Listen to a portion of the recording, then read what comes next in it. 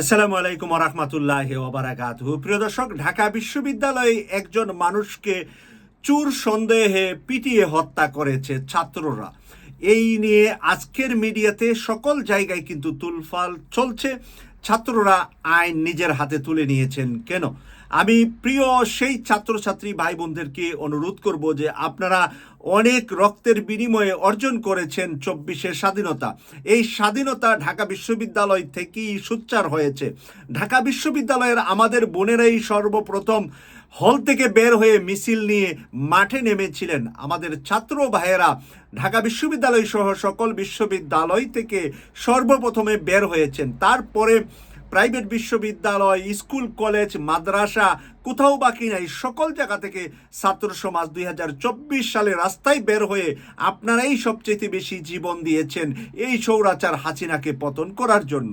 আর আপনারা যদি এই সম্মানের জায়গাটার মধ্যে একজন দুইজন মানুষকে হত্যা করে এই বিশাল অর্জনটাকে কালো কোনো থাবাতে পড়তে দিবেন না, কারণ এই ধরনের আইন কখনো হাতে তুলে নেওয়া যাবে না। আইনের হাতে সোপর্দ করতে হবে।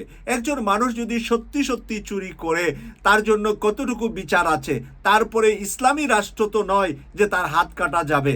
ইসলামী রাষ্ট্র হলে 100% চুরের যদি অন্ন, বস্ত্র, বাসস্থান, শিক্ষা, চিকিৎসার গ্যারান্টি থাকে, তারপরে চুরি করে তখন তার হাত কাটা যায়। কিন্তু চুরকে আপনি খাবার না দিয়ে আপনি যদি হাত কাটতে যান, এটাও ইসলামী রাষ্ট্র এটাকে অ্যালাউ করে না। আর বাংলাদেশের সংবিধানে তো এটা নাই। তাই বাংলাদেশের বর্তমান গণতান্ত্রিক সংবিধান যেটাই আছে, যেতটুকুই আছে, সেখানে চোরকে মেরে ফেলার প্রশ্নই উঠে না। সেই ধরনের কোনো আইন নাই। মাত্র কয়েক ঘন্টা বা কয়েক দিনের জেল হতে পারে তার। তো প্রিয় দর্শক, আমি অনুরোধ করছি যে এই ধরনের কাজ থেকে আমাদের তরুণ সমাজ ঢাকা বিশ্ববিদ্যালয়ের মর্যাদা নষ্ট করবেন না। কারণ ঢাকা বিশ্ববিদ্যালয় কিন্তু 52-র ভাষা আন্দোলন তুঙ্গে উঠেছিল অধ্যাপক গোলাম আজমের মাধ্যমে। তিনি তখন ডাকসুর জিএস ছিলেন। তারপরে 71-এর স্বাধীনতা দেখেন, বঙ্গবন্ধু 71-এর স্বাধীনতার নেতৃত্বে থাকলেও ঢাকা বিশ্ববিদ্যালয়ের ছাত্ররাই সেখানে কিন্তু অবদান রেখেছে।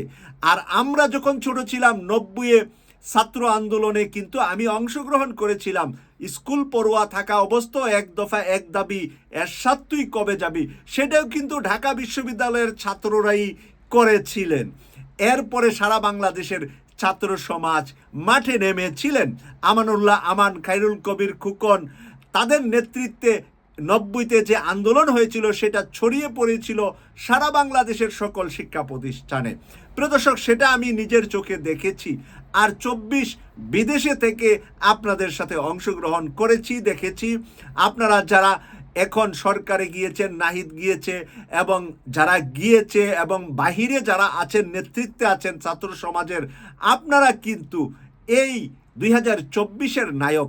তাই এই 2024-এর নায়ক যারা যারা সিপাহী হিসাবে মাঠে ছিলেন, জীবন দিয়েছেন, শহীদ হয়েছেন, হাত গিয়েছে, পা গিয়েছে, চক্ষু গিয়েছে, তাদের মর্যাদা যেন মানে আওয়ামী লীগের লেসপেন্সাররা সুযোগ করে না নিতে পারে, সেই কারণে আপনারা কিন্তু প্রহরী হিসাবে 18 কোটি মানুষের দায়িত্ব পালন করতে হবে এই মুহূর্তে।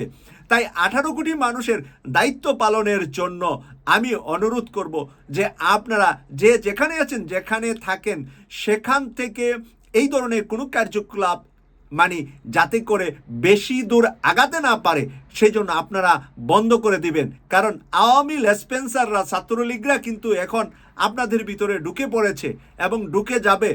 বেশিরভাগ জায়গায় ছাত্রদের আন্দোলনের সাথে ঢুকবে, কোথাও ছাত্র দলে ঢুকবে। ছাত্র শিবিরে তো জায়গা পাবে না, কারণ ছাত্র শিবির তো একটা ক্যাডার ভিত্তিক রাজনীতি। সেখানে তো তারা জানতে পারবে তাদের লোককে, বাহিরের লোককে, তাদের লিস্টেড থাকে প্রত্যেকটা মানুষ, প্রত্যেকটা ছাত্র মাসে মাসে তাদের সংগঠনের ফান্ডে তারা টাকা দিতে হয় এবং বৈঠকে বসতে হয়, কোরআন হাদিস পড়তে হয়। বিভিন্ন ক্যাটাগরি ছাত্র শিবির থাকার কারণে, জামাতের ভিতরে বিভিন্ন ক্যাটাগরি থাকার কারণে কিন্তু সাধারণ মানুষ ডাইরেক্টলি ছাত্র শিবির বা জামাতে ঢোকা বা নেতা হওয়ার সুযোগ নাই। তাই আমি অনুরোধ করব, অন্যান্য প্রগতিশীল যে রাজনৈতিক দলগুলো আছেন, বামপন্থী যেই দলগুলো আছে, ছাত্র সমাজের ভিতরে বাম রাজনীতি যারা করেন, আপনাদের ভিতরে কিন্তু বাইরের থেকে লোক ঢুকে যাচ্ছে।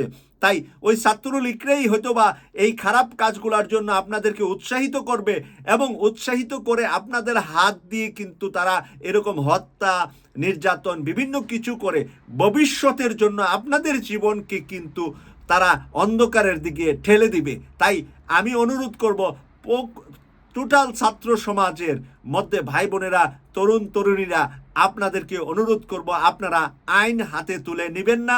আজকে আমি বেশ কয়েকটা নিউজ পেপারও এই নিউজটা এসেছে আমার সামনে, মানব জমিন আছে, সেখানে আমাদের স্বরাষ্ট্র উপদেষ্টা কি বলেছেন তা যদি একটু আপনাদের সামনে হেডলাইনটা তুলে ধরি।